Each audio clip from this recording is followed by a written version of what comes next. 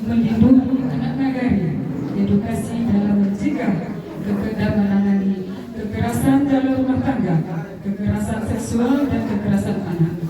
Selawat diri salam dilimpah curahkan selalu kepada Nabi besar Muhammad Sallallahu Alaihi Wasallam. Semoga nanti kita semua merupakan syafaat beliau yang bisa Amin. Yang kami hormati Kepala Kejaksaan Negeri Payakumbuh, yang kami hormati narasumber kita Bapak Hafiz, yang kami hormati Lembaga Adat Nagari Situjo Batua, Ketua Peradilan Adat dan Sara, Ketua Bamus beserta anggota, Ketua LPM, Babinsa, Babin Kamtibmas, kader, tokoh masyarakat, selanjutnya Kepala Puskesmas Nagari Situjo Batua, Minyak Mama Bundo Kandong, dan para hadirin yang berbahagia.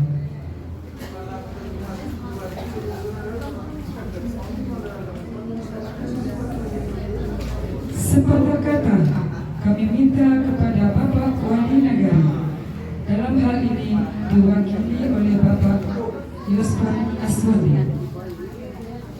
Assalamualaikum warahmatullahi wabarakatuh. Waalaikumsalam warahmatullahi wabarakatuh. Sebelum acara kita mulai, aku ada permintaan ke apa-apa ya. Bagi nampak rokok, itu ruangan kita di samping, kita banyak ibu-ibu kalau sedang merokok di dalam ruangan. Kalau terangkat di situ dulu. Ya, demi menjaga keamanan kita bersama. Kalau ada merokok itu ibu kedua, ibu tiga je sedik beralasan masuk rokok itu.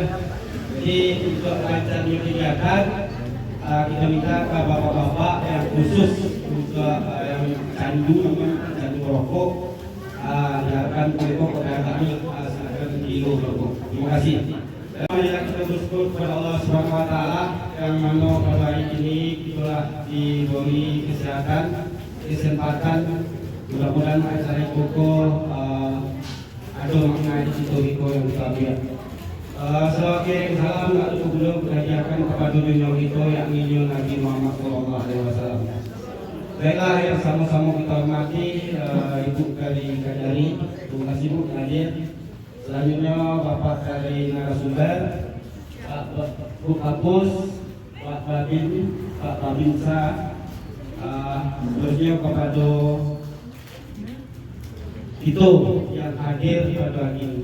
Jadi untuk pertama permintaan maaf dari Pak Wali, Eko yang nama Pak Wali, Pak Wali. Di dalam perjalanan ke sini, kepada Ibu Dewi disilakan. Tata Usaha Negara di Kejaksaan Negeri Payakumbuh. Saya di sini mewakili Bapak Kepala Kejaksaan Negeri Payakumbuh. Di sini beliau kemarin lagi ada pelantikan Kajati Sumatera Barat di Jakarta. Hari kemarin dan hari ini masih perjalanan arah pulang ke Payakumbuh. Jadi untuk hari ini saya mewakili dan kegiatan hari ini tidak mengurangi hikmahnya acara kita. Satu berapa nak? Anak nggak bisa jawab. Pada itu nggak bisa, bingung, bodoh. Termasuk namanya penyiksaan emosi. Belum lagi dengan penolakan orang tua yang bersikap acuh. Anak pengen banget ngobrol sama orang tuanya, tapi orang tua nggak pernah ada waktu untuk anaknya. Termasuk kepada orang tua yang bersikap acuh. Belum lagi memberikan teror kepada anak. Apa-apa selalu ditakut-takutin tuh anaknya. Contoh simpel aja Bapak Ibu. Anak nggak mau masuk ke rumah ketika maghrib, langsung dibilang sama ibunya, gitu pocong. Nakut-nakutin anak. Ini efeknya apa? Anak-anak juga insecure, rasa rendah diri, takut. Makanya banyak anak-anak sekarang itu takut masuk kamar mandi, takut tidur sendiri, karena orang tuanya sudah melakukan sebuah kejahatan kepada anaknya. Belum lagi dengan masalah mengasingkan anak, memberikan pengaruh buruk pada anak. Contoh, memberikan pengaruh buruk pada anak. Masih banyak ayah-ayah yang merokok dekat anaknya. Masih banyak ibu-ibu yang mempak gunjangan orang dekat anaknya. Contoh buruk semua. ya, campur urut semua berarti. Ya. Belum lagi dengan mohon maaf eksploitasi anak-anak yang diperjualbelikan, anak-anak yang disuruh berdagang pada usia belum lebih dari 18 tahun. Bapak dan Ibu, usia anak itu menurut undang-undang 0 sampai 18 tahun. Jadi kalau anak masih 18 tahun, anak tidak boleh anak tidak boleh dipaksa untuk berjualan, berdagang, mencari uang, nggak boleh. Antara bapak ibu yang belum pernah jewer anaknya. Aku semua. Tapi belacik lagi. Siapa di antara ibu-ibu yang belum pernah nyubit anaknya? Yang belum pernah nyubit anaknya? Alhamdulillah, 2 orang yang lolos. Siapa di antara ibu yang belum pernah nampar anaknya? Yang belum pernah nampar? Banyak juga ternyata, Masya Allah. Saya pikir gini Bapak Ibu, ini sesuatu yang mungkin Bapak Ibu belum tahu, makanya melakukan hal itu. Mungkin kita berperilaku semacam itu karena ada sebuah unsur begini. Saya Joanna dilacuni. Betul. Tapi konsep lacun itu seperti apa sebenarnya? Apakah salah sedikit langsung dilacuni? Enggak. Lacun dalam Minangkabau itu Bapak dan Ibu ada bahasa di syarat bahasa di kitabullah. Maknanya apa arti kira-kira Bapak Ibu? Apa artinya? Berarti apapun perilaku kita harus bersandarkan kepada syariat. Dalam syariat kita betul bahwa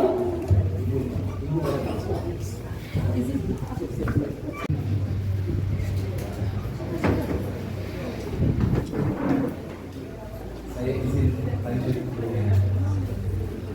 selepas dari syariat. Maksudnya apa? Di Minangkabau diajarkan sebagaimana dalam Islam juga mengajarkan bahwa kalau anak maka boleh dicuti. Tapi ada fase-fasenya Bapak Ibu. Gak semua umur anak bisa dicuti. Sekarang saya mau nanya, kewajiban anak itu sholat di usia berapa sih Bapak Ibu? Sholat. Usia 6 tahun sudah boleh, harus disuruh. Disuruh, betul. Terus selanjutnya kalau di Usia 10 tahun, nah itulah baru. Masya Allah, betul. Usia dari kecil itu sudah boleh untuk diajar untuk sholat. Ayo kita sholat. Maka di usia 10 tahun, kalau enggak juga mau sholat mulai dicuti tidak? Boleh. Dengan syarat ada edukasi dulu. Nah, kalau kamu belum sholat juga, dalam agama kita diperintahkan untuk memukulmu. Bukan tiba-tiba dipukul Bapak Ibu. Ada step-stepnya. Ya, karena dalam Islam nggak ada kekerasan. Dalam agama kita nggak ada kekerasan Bapak Ibu. Ya, jangan sampai nanti bilang agama kita itu agama keras. Enggak. Malah dengan cara yang sangat humanis, kemanusiaan. Begitu ya. Jadi banyak sekali masalah kekerasan Bapak Ibu. Ya. Next yang kedua, kita lihat di sini penyiksaan. Bukan kuantitasnya, seberapa banyak waktunya, tapi seberapa berkualitasnya waktu yang sedikit itu. Mungkin ayah pagi pergi kerja, ya, siang kerja, sore kerja. Ketika ayah pulang ke rumah, di sanalah anak-anak berharap bisa berdiskusi dengan para ayahnya. Lalu tiba-tiba ketika ayah diajak berdiskusi oleh anak-anak, ayahnya bilang maaf ayah sibuk, ayah nggak bisa, ayah harus janjikan keluar dan sebagainya. Ayah harus saji dulu, betul. Ayah ke masjid, tapi ayah tidak mengajak anak-anak anaknya. Ayah tidak mengajak keluarganya untuk berjemaah. Mana ayahnya? Makanya dalam pengasuhan itu sebenarnya yang penting itu bukan kuantitasnya, tapi kualitasnya. Nggak perlu 24 jam bersama anak, Bapak Ibu nggak akan mungkin bisa, karena setiap kita bekerja, bertugas. Tapi ketika ada waktu setengah jam, 1 jam, 15 menit, 10 menit, pure mendengarkan anak-anak kita apa yang perlu didengarkan dari bahasa mereka, dari cerita hidup mereka. Nah, hari ini apa yang perlu ayah dengarkan? Masalahnya ayah tak pernah hadir untuk itu. Maka pada akhirnya anak-anak di luar sana terjebak dengan kalimat-kalimat indah dari para laki-laki yang pulang di sana. Dek, sini abang dengarkan apa yang bisa abang dengarkan. Tapi dengan syarat kamu buka dulu suara nabi. Betul nggak? Kamu cium dulu abang. Dan sebagainya. Anak-anak perempuan yang tak kuat bersama ayah akan menjadi korban di luar sana orang itu. Karena mereka dari hari ini, mereka tumbuh dan berkembang jadi anak-anak yang tidak sehat. Sehat tidak sehat biologisnya, tidak sehat psikologisnya, tidak sehat sosialnya, tidak sehat spiritualnya. Jaga. Next dulu. Tugas nagari dalam mencegah kekerasan terhadap anak diantaranya 1. Menyatakan dulu bahwa melindungi anak dari tindak kekerasan adalah bagian dari tugas kita bersama. Bukan hanya tugas Pak Wali, bukan hanya tugas Bu Kajari, bukan hanya tugas Bu Kapus, bukan hanya ibu-ibu, bapak-bapak semua. Semuanya punya kewajiban. Bukan hanya petinggi-petinggi, semua kita dari rumah-rumah kita. Bapak Ibu, next lagi. Melakukan edukasi nagari zero KTA. Bapak Ibu yang punya kedudukan di sini, dimanapun Anda berada, mungkin ada posyandu, sampaikan di situ edukasi bahwa stop kekerasan pada anak. Ibu-ibu sampaikan, dimanapun Anda berada. Ibu-ibu yang bagi-bagi apa namanya itu? MBG. Nah, sampaikan ibu-ibu jangan koyo, manual dengan penuh kasih, jangan dengan kekerasan, sampaikan. Tugas kita ada dimanapun dan kapanpun ibu-ibu. Tidak menunggu mic ini ada. Dimanapun Anda berada, ada tugas untuk menyampaikan perlindungan pada anak-anak kita. Tentang edukasi. Pertama sekali, kami ini orang tua sangat senang sekali rasanya memberikan HP walaupun anak kecil. Apakah ada pengaruhnya ini terhadap pendidikan anak-anak kita? Saya jawab satu dulu boleh Bu? Boleh lah. Oke, baik. Alhamdulillah, makasih banyak pertanyaan Ibu.